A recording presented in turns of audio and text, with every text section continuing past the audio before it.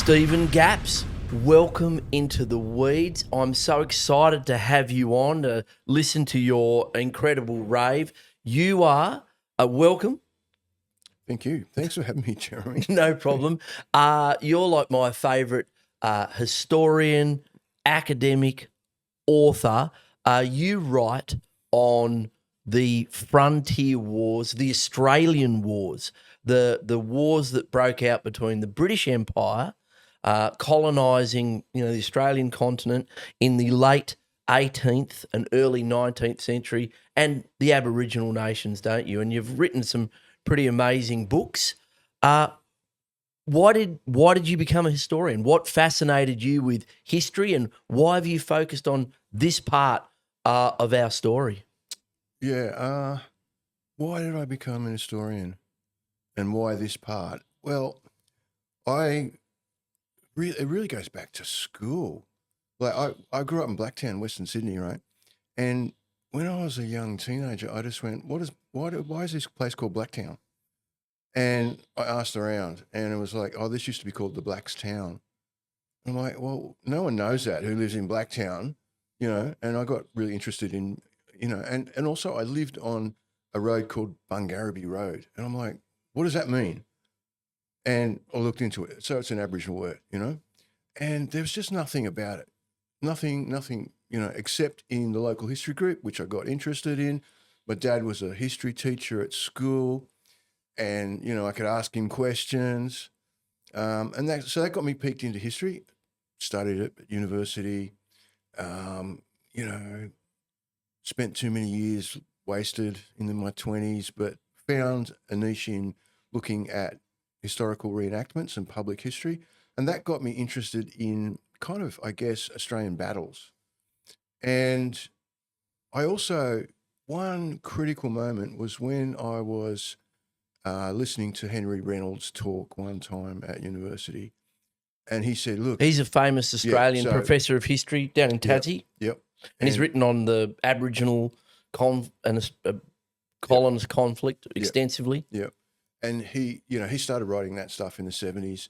And he said at that talk, look, I've done a lot of the big picture stuff, but there is so much work to be done in the local stories and places, right? And I thought, well, yeah, that's true. Okay. And I kept thinking about Sydney and how there'd been so many pages and books written about colonial Sydney, hundreds of books, thousands, tens of thousands of pages. And yet people had mentioned that there was conflict here and there. And Pemulwuy, this warrior, was mentioned. No one had actually called it a war and looked at it in terms of a military history analysis. And I thought, why not? I mean, am I missing something here? Why not? And so that got me interested in doing work on the Sydney Wars, which was the first Frontier Wars book that I wrote. And I'm glad that you said in the beginning the Australian Wars as well as the Frontier Wars, because I don't really like that term, the Frontier Wars.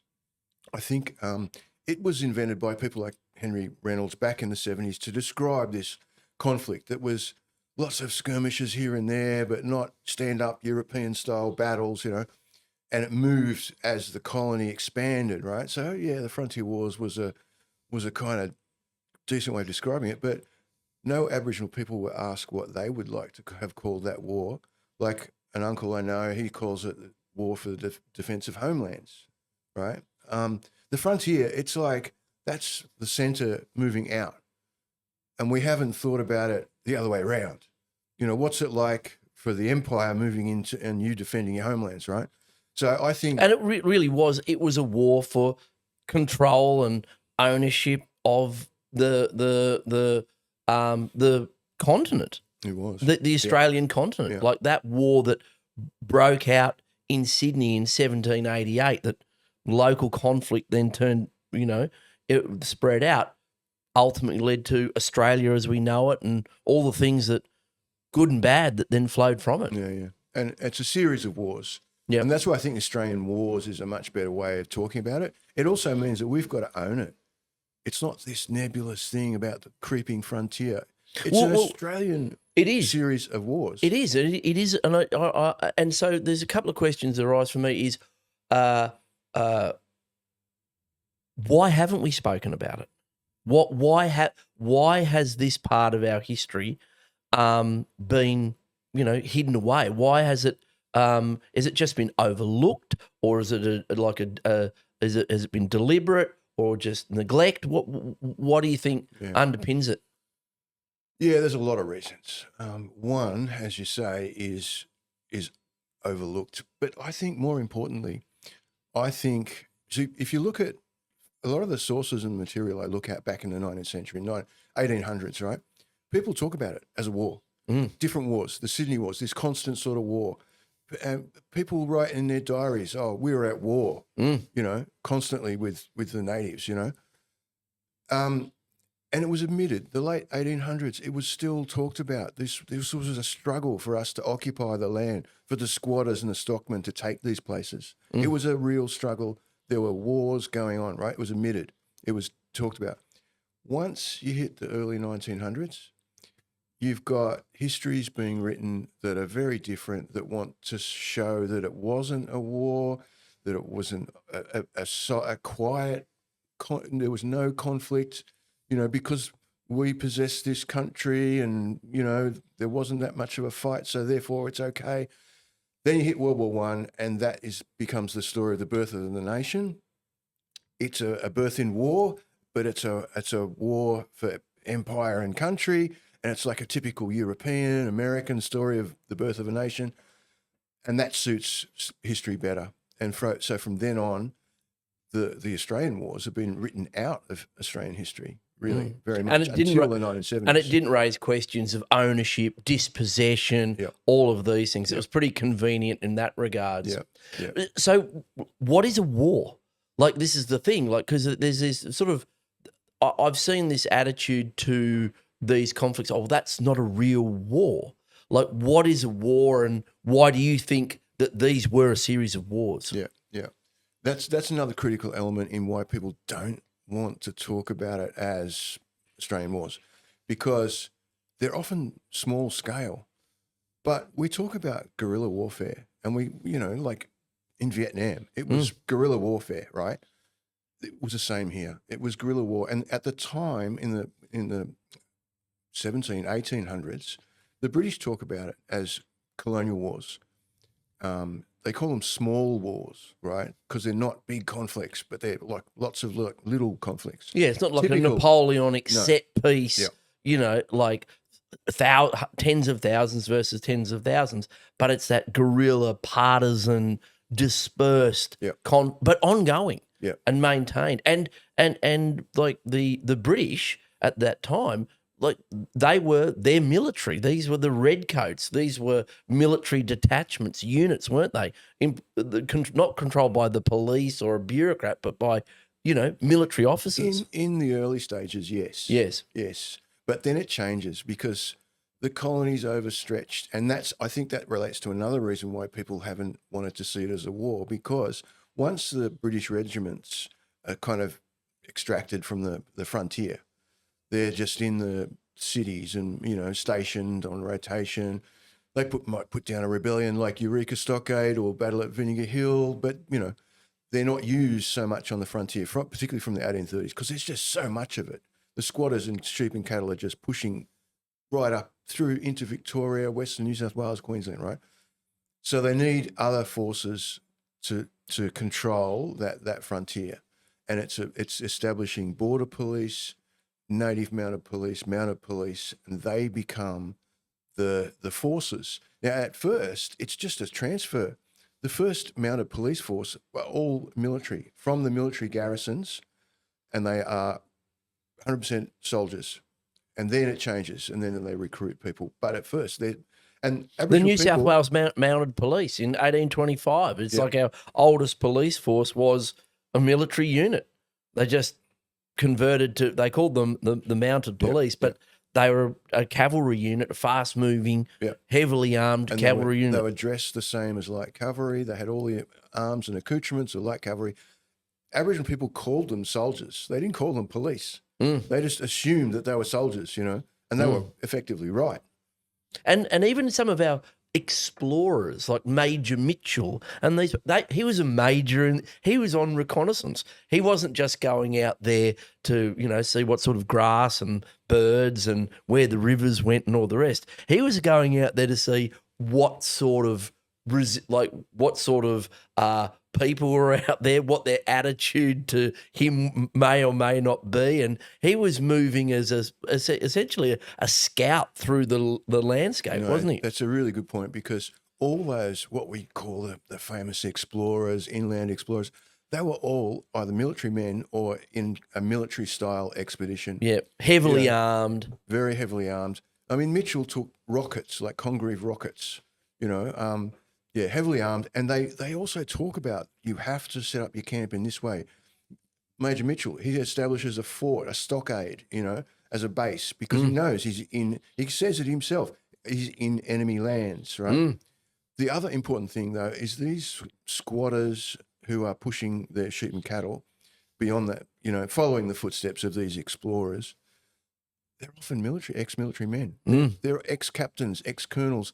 There was this whole push that the people who led that settlement, these pastoralists, it was great if they were military men, and they were given, favours and respected, and they could lead these often convict stockmen. And they often trained them. They gave them guns and trained them in military tactics. So you have to also consider them as part of the colonial forces that fought in these wars. And those colonial forces were part of the British Empire, which was more successful than the Roman Empire, really. Like, this was arguably the biggest empire ever on earth at its absolute peak. It was the beginning of its ascendancy. It had won the Napoleonic Wars. It had this huge military, didn't know what to do with them, sends them out to Australia. And I'm always fascinated by how, when you look around Australia, how many names from the Napoleonic Wars are there? Wellington. How many places? Wellington in Western New South Wales. Like Mount Wellington in Hobart. How many places are called Wellington? Streets called Wellington? How many places are named after Napoleonic battlefields? So bureaucrats, politicians, military leaders from that time. It was just infused with It was a pretty militaristic place, wasn't it? And these explorers, Mitchell, Sturt, others, they had served in the Napoleonic Wars. Yeah. And Mitchell was in the Peninsular Campaign. He starts naming all these places, Mount Arapiles, all after battles in the Peninsular War. Yep. Napoleon Reefs. He goes, Napoleon Reefs, then there's Bathurst, Wellington, Orange, these places. They all take on Napoleonic names. And they were some of the best soldiers in the world, weren't they? The soldiers that came out here, some of the units they were probably pretty traumatized. They were probably pretty good at what they did. Like those Napoleonic Wars went for a decade or so, and were incredibly violent. Yeah. And these guys, they are the ones who recognise the resistance that they meet as war. Because they've seen it. They've seen guerrilla wars in Spain, where the term was invented. Guerrero. Yeah. That's right. And that's where they went right to deal with the Wiradyuri. And we'll get into this because we're going to have to go back to the Sydney Wars, but to deal with in particular the Wiradyuri, who were fast-moving guerrilla bands of warriors who would raid. They went, we need fast-moving cavalry, and that's what Wellington had employed in the Peninsular Wars, hadn't he? Yeah, yeah. So look, let's backtrack because it's super fascinating. 1788. The colonists land Botany Bay and then up to Sydney Cove. Did war break out straight away? No. I mean, there's this common idea, I think, from these many colonial histories that there was no conflict in the early years. And it wasn't until the mid-1790s that it broke out. A little bit of conflict in Hawkesbury, and then Pemulwuy appears 1790s. In fact, if you look at some of the early diaries, colonist diaries, and And you William should, Bradley everyone, is one. everyone, if you want a history read, the Sydney Wars, fantastic. Sydney Wars, 1788 to 1817.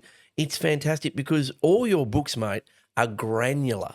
There are day by day, week by week, month by month, forensic examination, from sources at the time of what was going on. So do yourself a favour, check out Stephen's books. Thanks. Gratuitous plug there, mate. yeah. So there you go. So people were saying 1795, the Hawkesbury out in western, the western part of what we know as the Sydney Basin. That's where it was. But you think it was a bit sooner? It was definitely sooner. You look at William Bradley's account, and he's just a junior officer. He's got no barrow to push, and he just writes what happened day to day. And at first, when the colonists arrive, they're welcomed. There's reports of them. Aboriginal people in Sydney are curious as to who these people are, what they've got with them, right?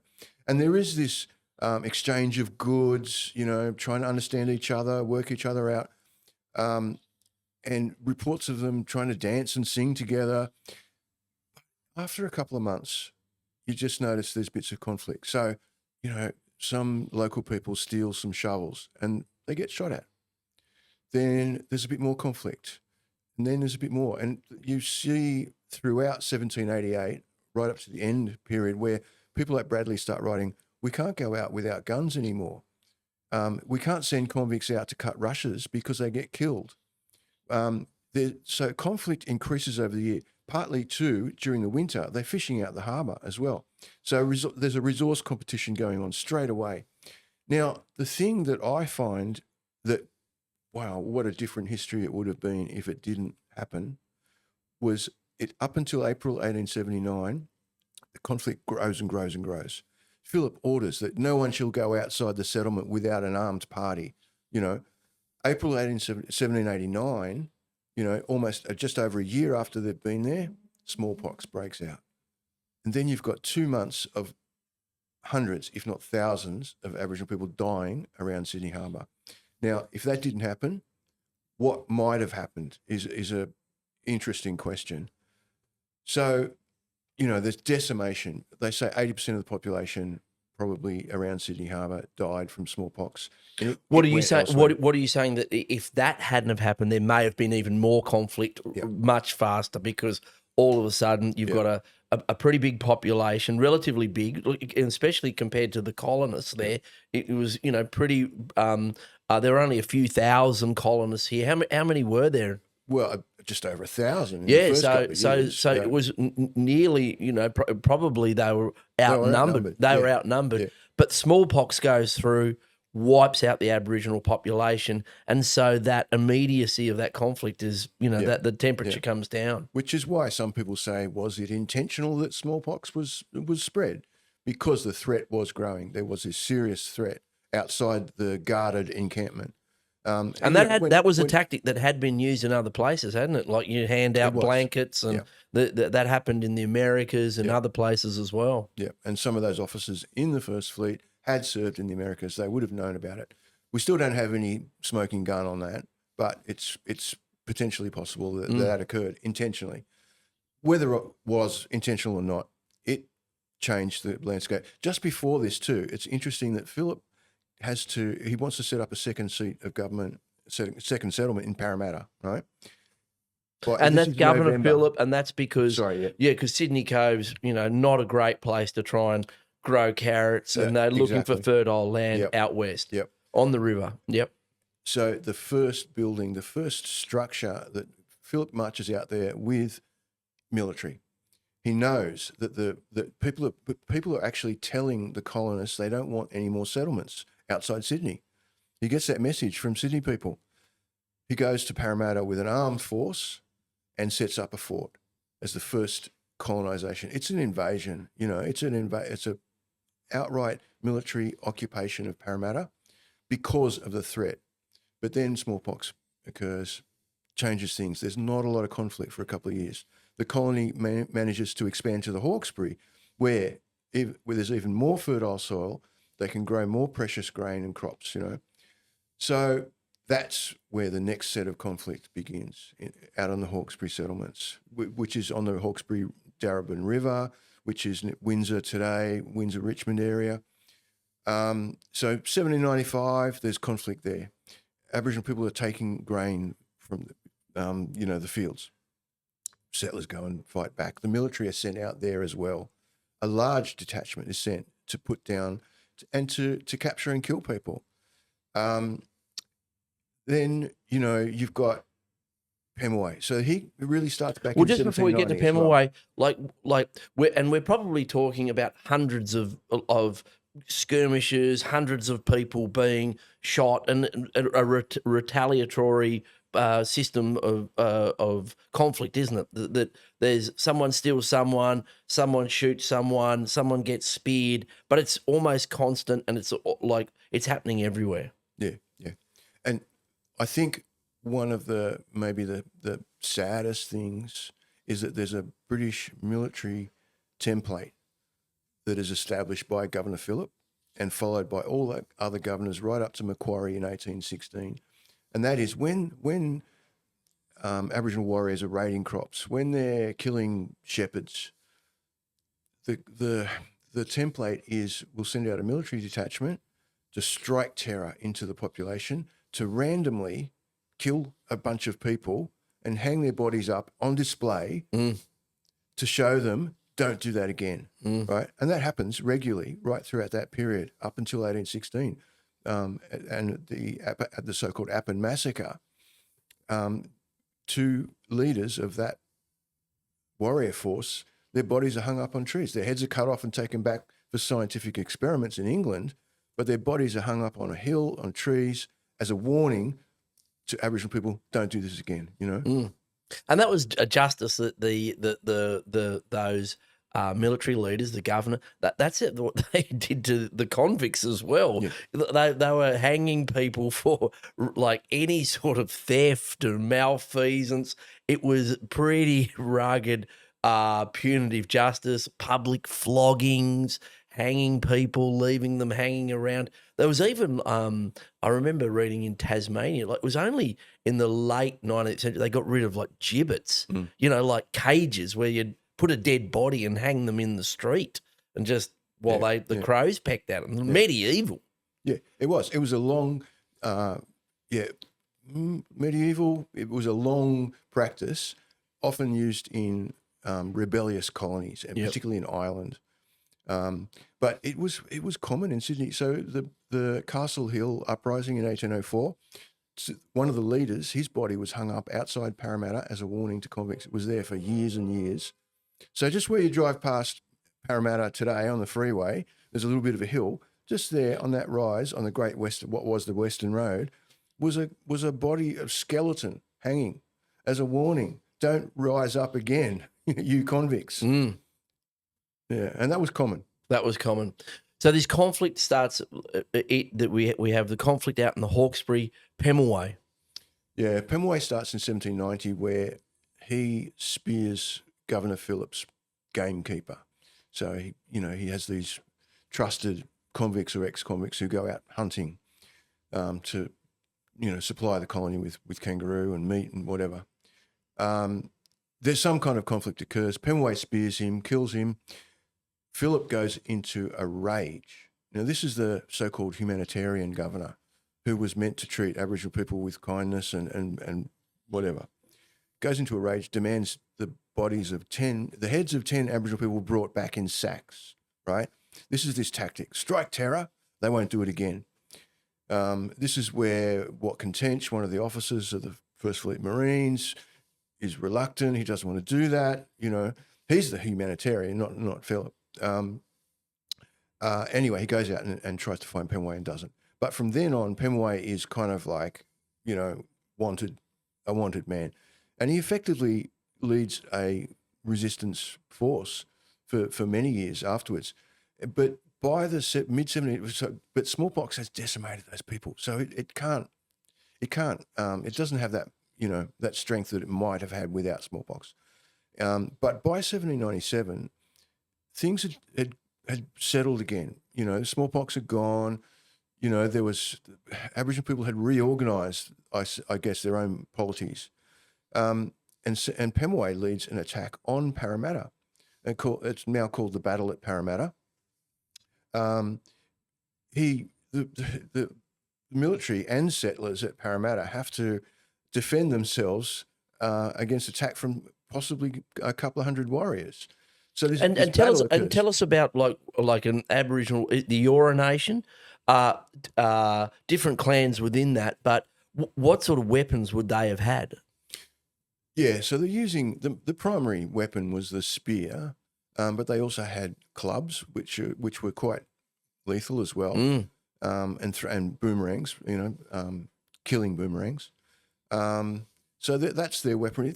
There was instances of them using firearms and capturing firearms, even in the 1790s, out in the Hawkesbury that happened. And Pemulwuy's force around Parramatta had reported taking possession of some firearms. It wasn't used a lot. They weren't used a lot because he got the problems of resupplying them, essentially.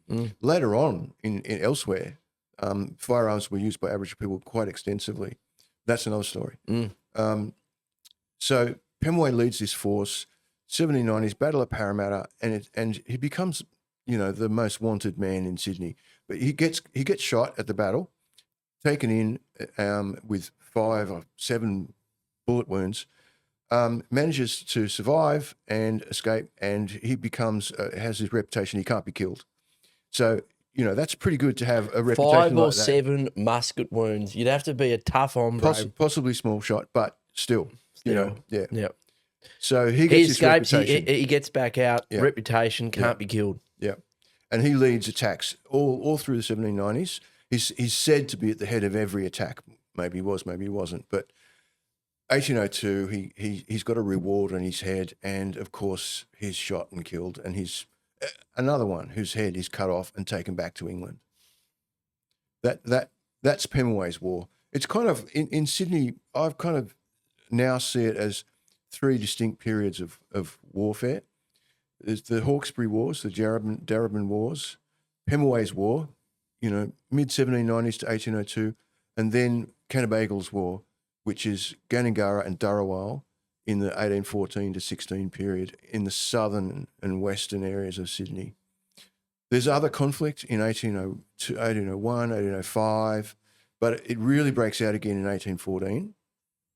And that's when the Gudyarra, who are living on the southern fringes and into the mountains south and west of Sydney, and Dharawal, who are on the coast, the south coast of Sydney, down into the Illawarra, seem to have formed an alliance at this time and start raiding all the farms along that southwestern region, right around the Nepean and Hawkesbury River. That's a really interesting thing because these are different clans. They've been rival clans, and there had been like inter-clan tribal warfare between these groups. But they're communicating and saying, "Hey, we need to come together and organise."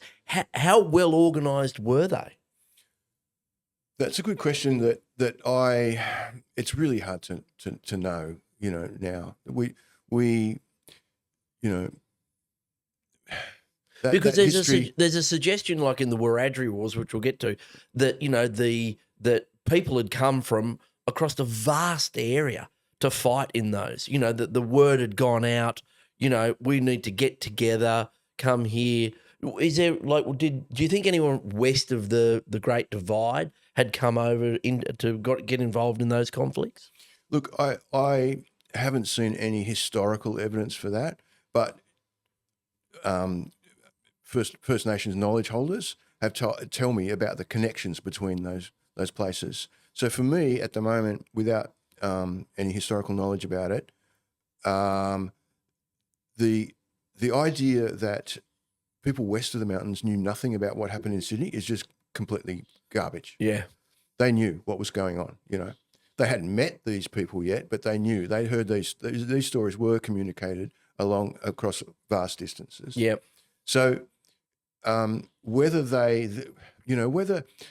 Wiradyuri weren't under threat at that time, so there wasn't much point in sending a military force across to Sydney, I guess.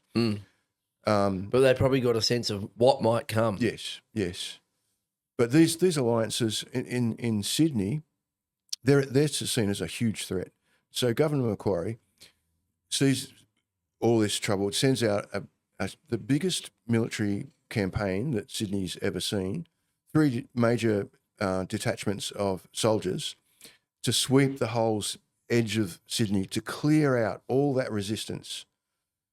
And it had been a case, the settlers, the colonists were so annoyed that these warriors could raid the farms along the river and then retreat into the mountains. And they couldn't be found, right? They had this great guerrilla warfare tactic, classic tactic, of raid and retreat into and then rugged turn up terrain. somewhere else. Exactly. Completely different. And Macquarie had fought these sorts of campaigns in India. He knew exactly what needed to happen.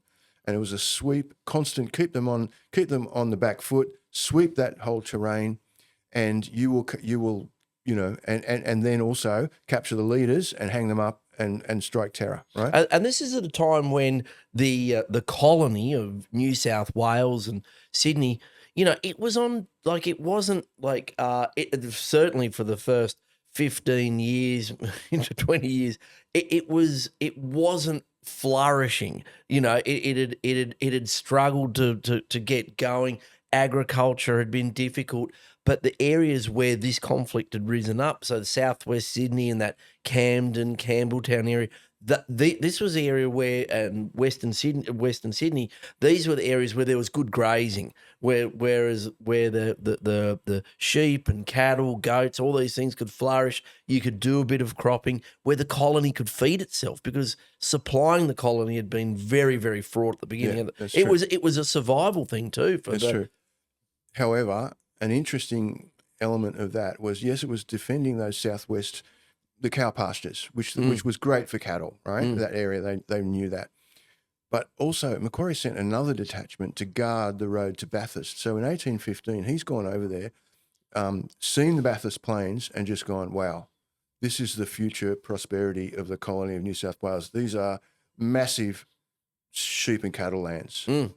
But he knew in 1816 that that single road across the Blue Mountains could be cut off by these warriors who were roaming these rugged ranges, right? So he sent a detachment to guard that road to Bathurst, because he saw Bathurst as the most important part of the colony outside Sydney.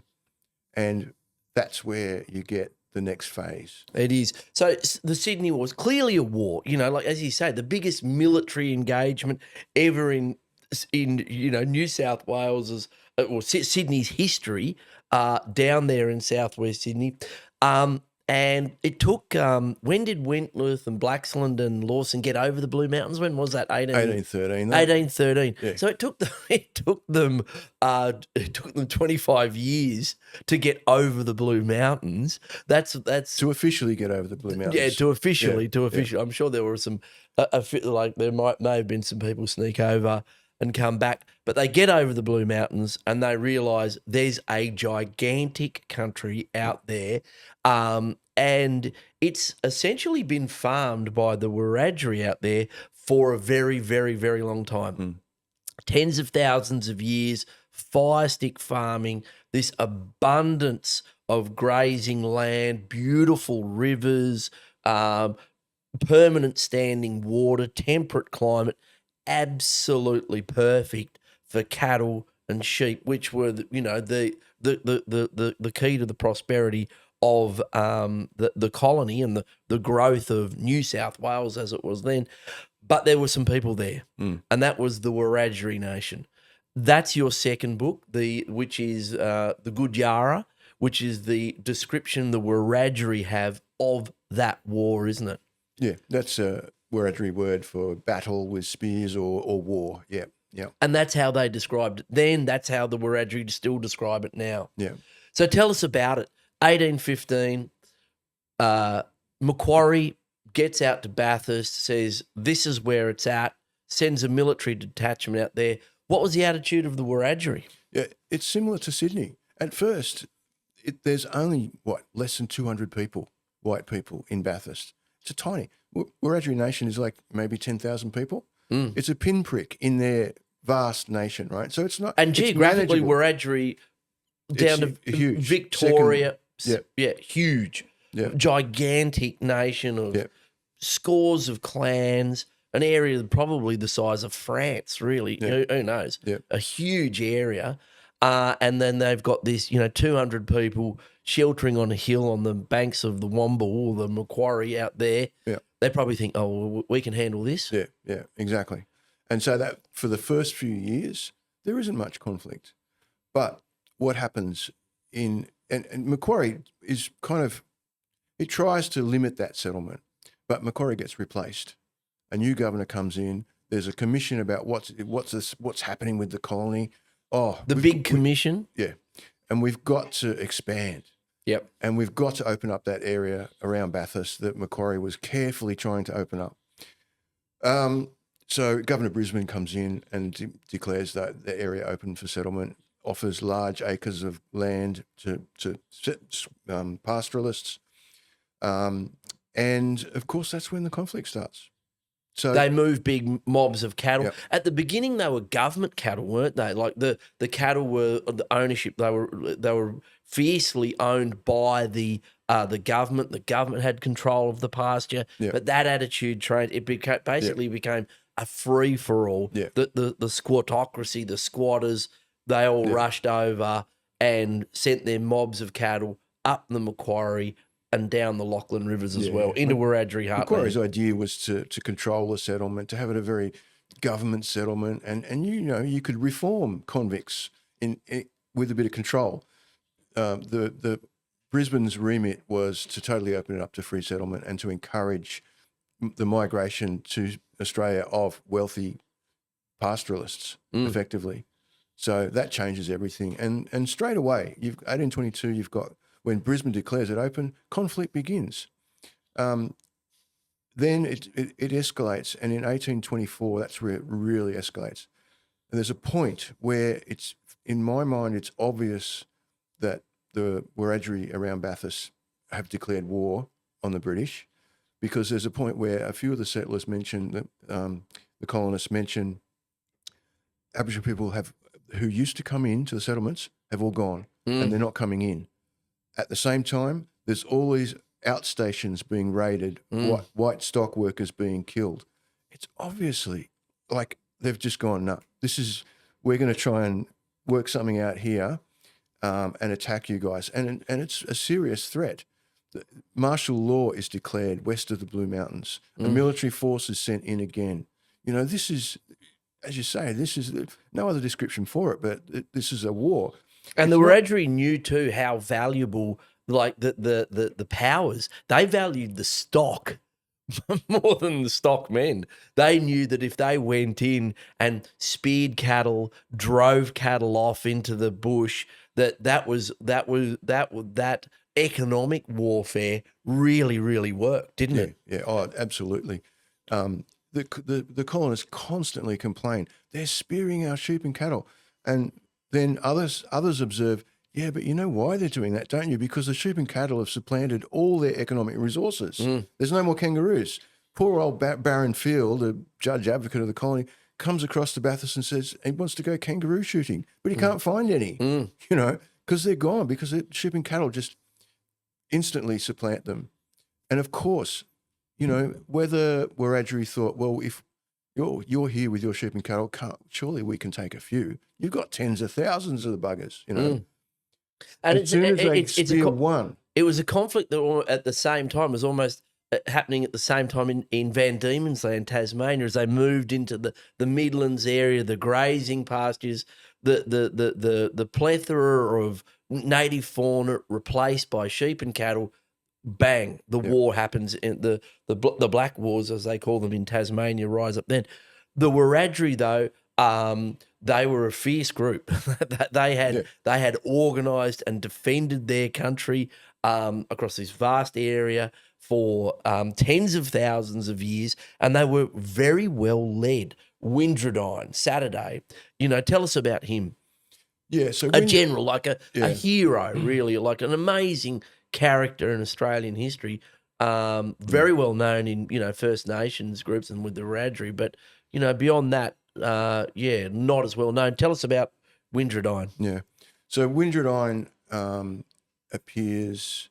Well, he may have appeared earlier, but he definitely appears as part of as a leader in the resistance in 1822-23, and it's obvious that he is leading his groups of people and several hundred warriors.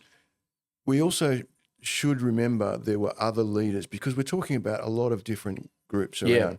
Just around Bathurst. Just around the Central West. Out to Wellington, different groups, down towards Cowra, these different areas, Yeah. But it may be the case that Wiradyuri was able to marshal together all these other groups and leaders. I'm not sure, but he definitely leads the main resistance. He leads this series of attacks, and at one point there's 21 white people killed, and at one point a cart with 7 bodies in it is a white stockman rolls through the main street of Bathurst, and the township is in fear. And you're talking about out just miles away. There's a war band of Wiradyuri, heavily armed Wiradyuri. You're talking hundreds. How could that not be a war? I tell you what, like if there were 500 Wiradyuri warriors with nullas and woomera and spears coming for me, I'd feel like I was at war. Yeah. And imagine if you were a convict stock worker and you're living in a bark hut with a musket about 20 miles from town without a musket. Without a musket, just throwing rocks You'd probably refuse to work, and that's what was happening. You'd run away. Yeah. You'd run. They'd let the sheep and cattle go. And this was another tactic. Yep. They didn't have to actually attack. And this was really, you see this elsewhere too. There was this period of where they did kill several stockmen, but they were actually taking sheep and cattle and herding them away and making their own, corrals and mobile supplies of food, and the threat, killing or taking or even just scaring off and dispersing sheep and cattle was a huge threat. That was a bigger threat than killing a white stock worker, And like in terms of like some people might say, well, how do you know this, Stephen? Because you're a historian, mate, and you're not making this stuff up, mate. Because your job as a historian is to go to sources at the time, so contemporaneous sources. And they're a shitload, aren't they? Like this is a time when Sydney's got a couple of newspapers. Everyone's verbatim. The British military, they write down everything. Almost everything. But they're pretty verbose. Usually pretty good. But sometimes there's bits they've missed out. Yeah. But tell us about the sources. Tell us about some of the people that tell us that build this picture and the sources you've relied on. Yeah. Well, obviously newspapers, the colonial newspapers, and you're right. They at that time. They will print anything. They'll print someone saying, "Oh, I shot 17 Aboriginal people the other day," or whatever. They'll print that. There was no censorship. It didn't matter. So there's a lot of evidence in colonial newspapers. They'll publish letters, but there's also settlers' diaries and journals. There's also these military documents and official records that we look at that are still kept in the archives, which is incredible.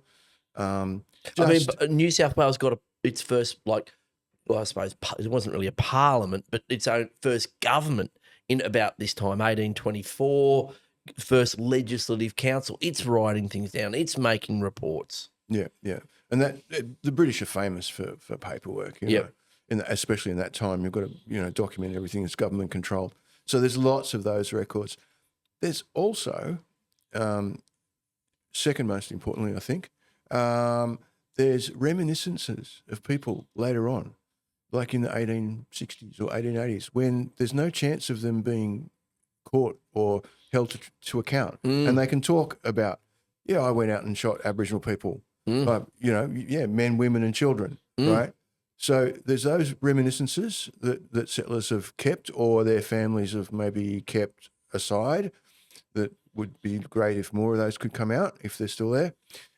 Then there's also First Nations knowledge holders and talking to all the people about their stories, about descendants who survive, whose family members survived massacres, for example, their stories, and they often match with the records. And the Aboriginal culture, the Wiradyuri culture, that First Nation was built on passing on the knowledge, the history of their place, their culture, their people, mouth to mouth, person to person.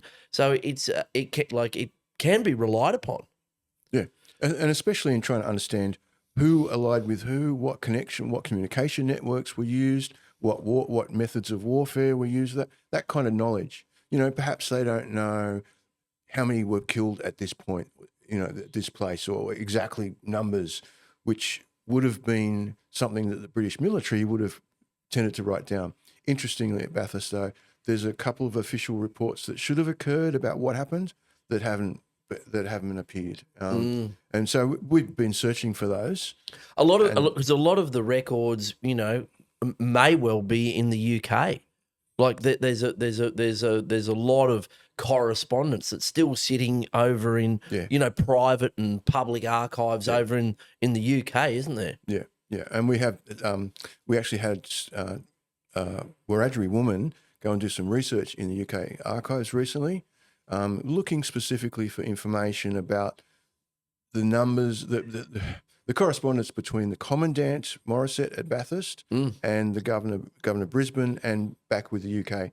And now a lot of all that official correspondence has been copied and is here in Australia, but you're right, it could be in someone's letter to some other, Earl of such. Yeah, that's exactly right. And Morissette, the Commandant there in Bathurst, Morissette up in the Hunter Valley, named after that guy. It's funny. He was a commandant there too. Yeah, that's exactly right, and took this conflict out there. Yeah. But we'll get to that. Wiradyuri, how did it play out? So, I mean, there was an incident, the potato field incident. He rises up. How did it play out? What was the outcome? The outcome is that the three, a detachment of military is sent to Bathurst, and they do the classic thing that Macquarie had done. Declaration of martial law. Yeah. And that declaration is basically, we're at war. We are going to take all measures necessary. We're going to kill everyone we have to kill to take control of the situation, isn't it? And there's no doublespeak about martial law being war. It's as soon as the colonists declared possession of New South Wales, in their minds, any attack against it from an internal, and they've suddenly, in their minds, Aboriginal people are subjects of the British Crown, right? So therefore, any attacks are an internal rebellion. Now, in British law, internal rebellions can be treated as war, are treated as effectively as war, and the military is used, and therefore martial law comes into play.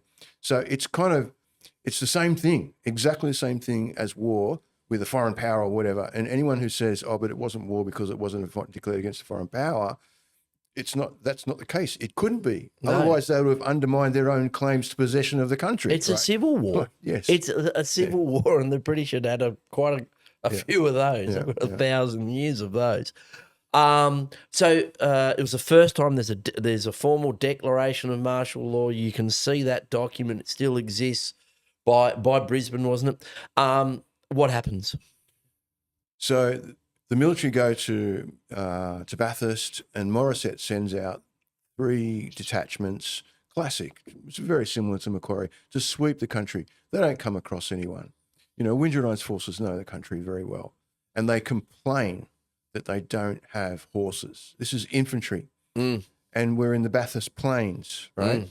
And they say, we need horses. They do offer them some cows to ride from the government store.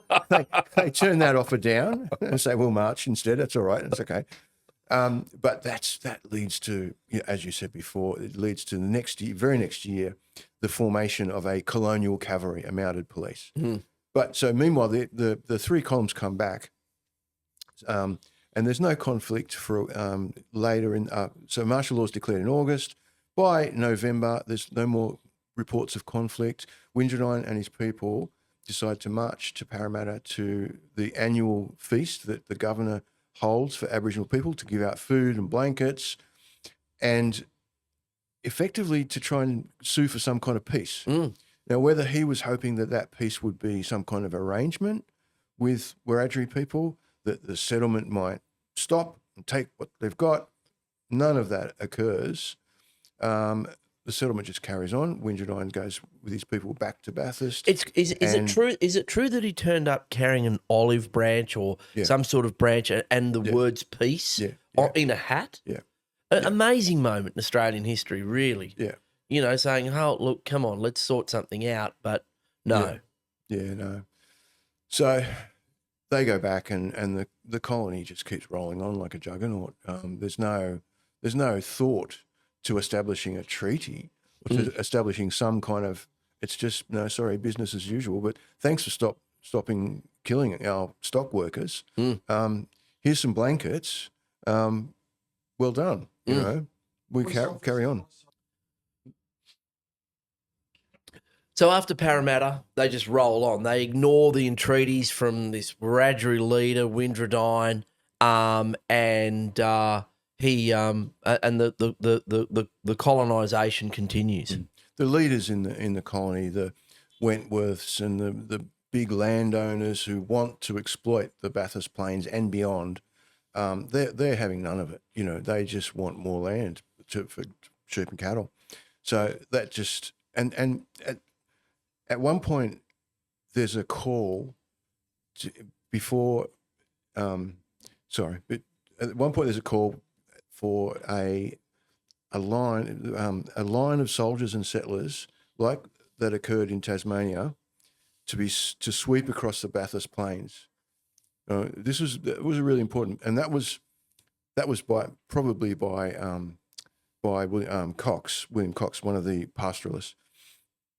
But it didn't happen. But it happens in Tasmania. A lot of these tactics get replayed elsewhere. Yeah. And because that's a really important point, because this model of conquest, of warfare, which is developed here in first in Sydney, then in Bathurst, it ultimately moves across the entire Australian continent, and that is you have fast-moving bands of cavalry moving out into the countryside. Also, you have pastoralists moving in with mobs of cattle, heavily armed, moving into these lands. And that brings us to your. But what ends up happening before we get to that? What ends up happening to Wiradyuri? Like, because he was very well regarded, like as a fierce warrior, really strong character. He built like strong relationships with some of the local landholders, even some of the pastoralists, the Suttor family who were pioneers in those areas. What ends up happening to him? Well, he dies and he's buried on the Suttor property, which shows such a respect between those families. I mean, I can only assume that after the peace approach at Parramatta, he takes his people back, and there's no more killing. There's no more punitive expeditions. There's no more settlers out, as one settler described, shooting men, women, and children indiscriminately. That was his mission. So he's effectively stopped that by going to Parramatta and suing for peace, and trying just to live with this colony on his lands, you know. And I'm trying to save his people from further bloodshed, you know, until he dies, and probably recognising he's up against an overwhelming force. That these people are not that there's an endless supply of people with their material, with their stock, with their weapons coming, and they are just going to be, run over the top of. So he's trying to save what he can. Your new book, everyone check out because we've just talked about Stephen's second book, The Gudyarra, which is a fascinating read. Like, it's a month by month, week by week account of that period. Your new book has just come out, Uprising. because it's great because as a historian, you're running through these things chronologically, forensically. Tell us about the subject of your new book, because this conflict that is against the Wiradyuri in Bathurst then moves into the entire Wiradyuri nation. And this is a gigantic nation that runs up into the Kamilaroi, Gomeroi, down into the out to Western New South Wales. Tell us about uprising and the I think you described it as the war of resistance. So I guess if I just backtrack a little, Sydney led me to Bathurst. Yep. Because of that connection, Governor Macquarie going defending Bathurst. Then Bathurst led me to this next book, and so this obviously Windradine's War was. I didn't know at the time when I was researching it was the first Wiradyuri War, but there was another in the south, the Southern Wiradyuri War, 1839, much later. But as you said, the Wiradyuri nation is huge. So there's this other Wiradyuri War. So I look into that and then start to work out that actually at that time, the late 1830s, there's not just the Southern Wiradyuri War, but there's other wars, events, resistance, conflict in this vast arc from Brisbane to Melbourne, right down through New South Wales, all around this time period, late 1830s, early 1840s. And I came across several reports, contemporary reports, that describe it as a concerted, coordinated campaign by the warriors, by the Aboriginal nations. Yep. And these contemporary European writers are saying it must have been coordinated. It's so spontaneous along such a vast area. At the same time, it has to be coordinated, and you know, that story of a coordinated resistance at that time has just been ignored ever since, right? Which it's really fascinating because there was a guy on the podcast the other week, John McGowan, talking about some of the biggest military fronts in history, and if what you're saying is true, and I think it is, and I think you've got a body of evidence for that, that would make it one of the biggest geographic fronts in all of military and human history, because we're talking about an area that is a couple of 1,000 kilometres long, which would rival, the Eastern Front in World War II, or, some of these gigantic wars we've had. You're right. I hadn't thought about it in comparison. I have said that this, if you think about it, this is rather than a frontier, it's a front line. Yeah. Because it's so coordinated and around the same time.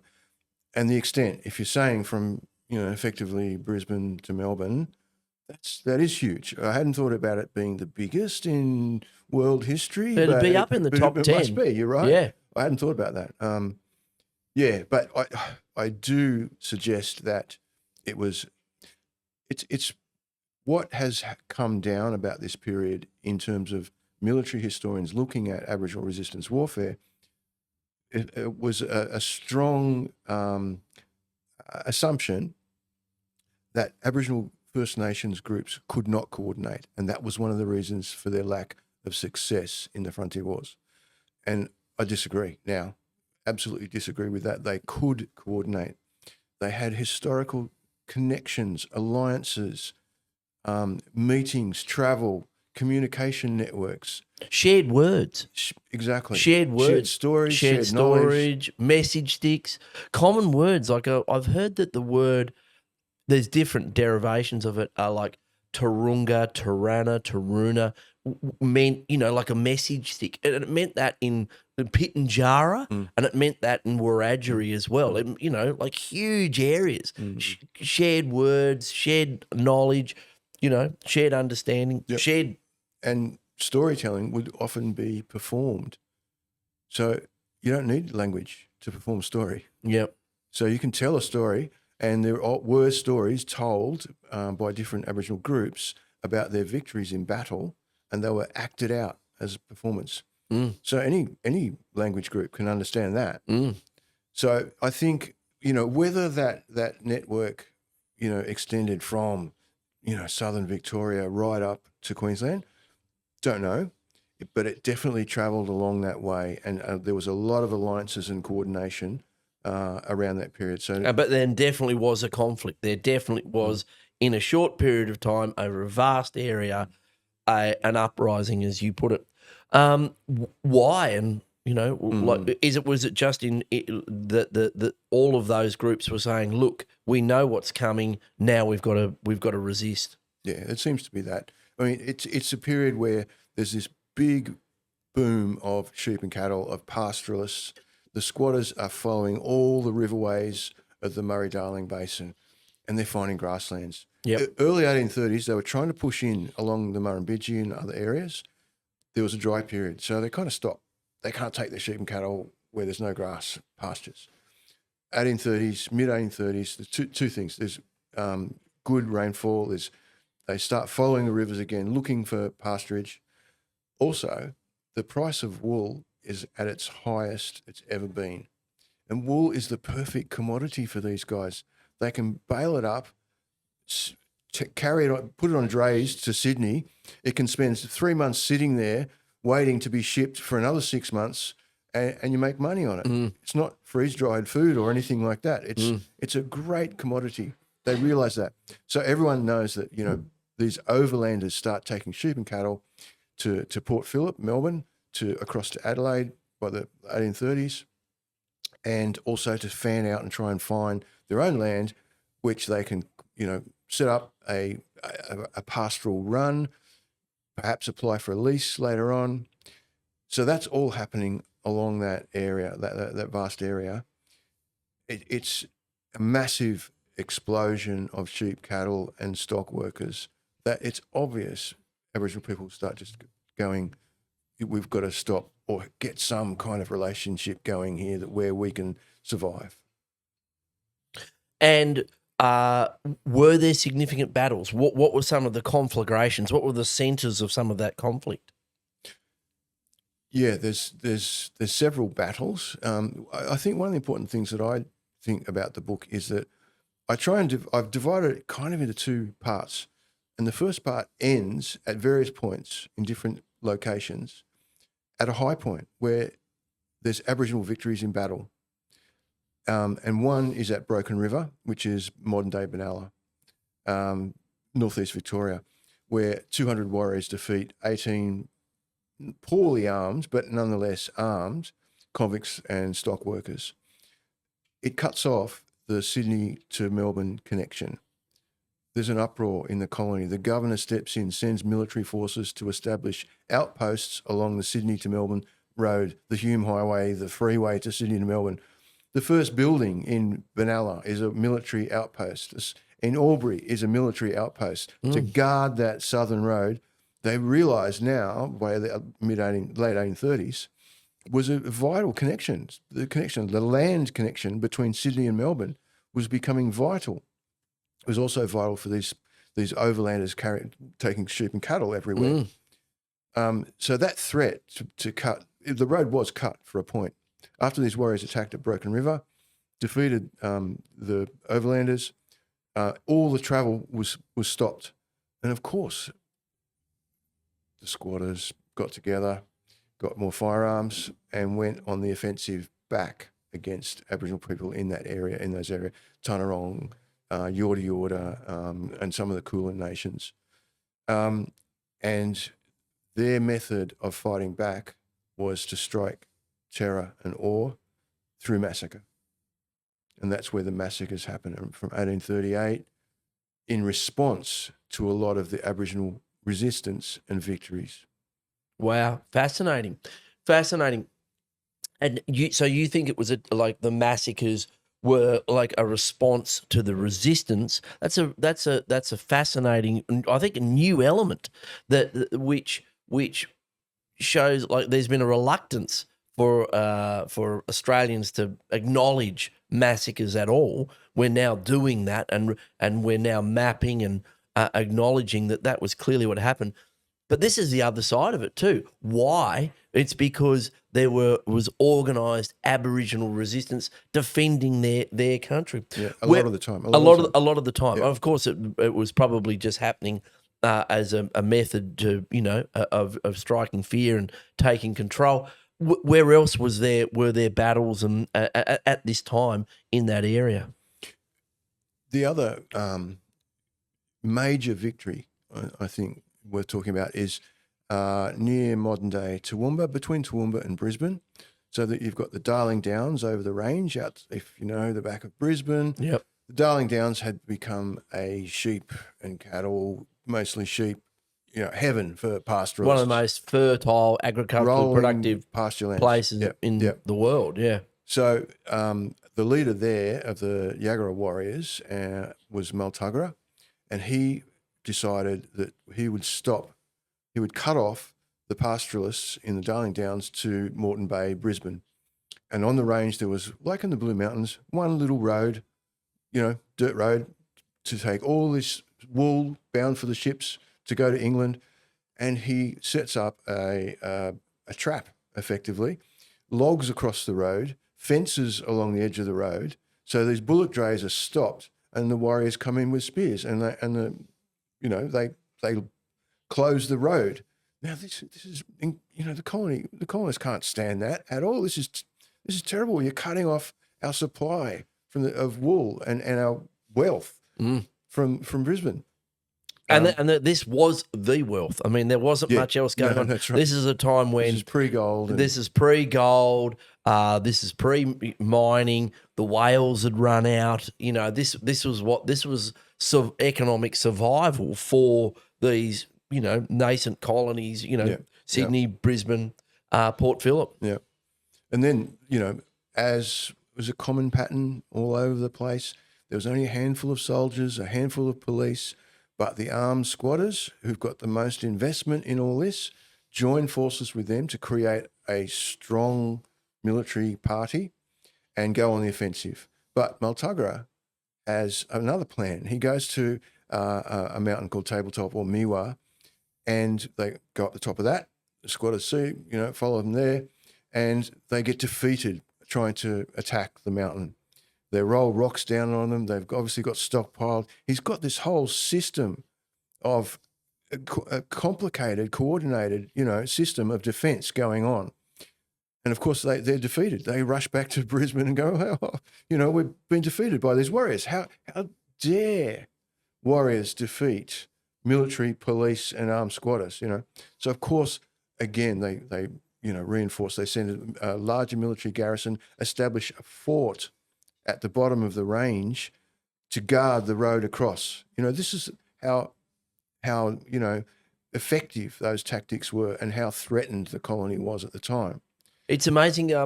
I grew up in Tasmania, in the Midlands of Tasmania, and there's a lot of still, those Georgian colonial buildings there that were part of that that colonisation and settlement, whatever you want to call it, of the Midlands.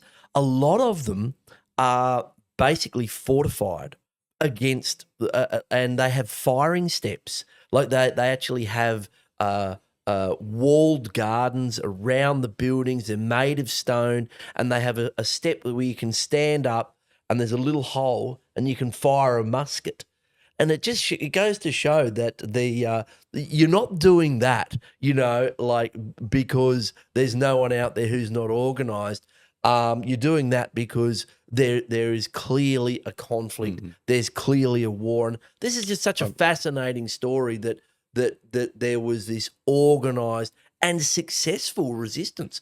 I mean, we think about World War II. It goes for a couple of years, but this is resistance that runs for decades, isn't it? Yeah, and you're right about this defensive architecture. I've been looking into this as well, and there's the classic method of defending your bark hut with a hole, a loophole. Yeah, but there was also a lot of colonial domestic architecture, colonial mansions or whatever, or barns or outbuildings that were built with gun slits with rifle loops. Yeah. Now, often they probably, and this was common right across the British Empire, to build things for several uses, right? So they might have been built for Aboriginal against warriors, but also against bushrangers and escaped convicts Yes. and Irish rebellions or whatever. But they were, partly against warriors in a lot of those places. And it's common right across the country.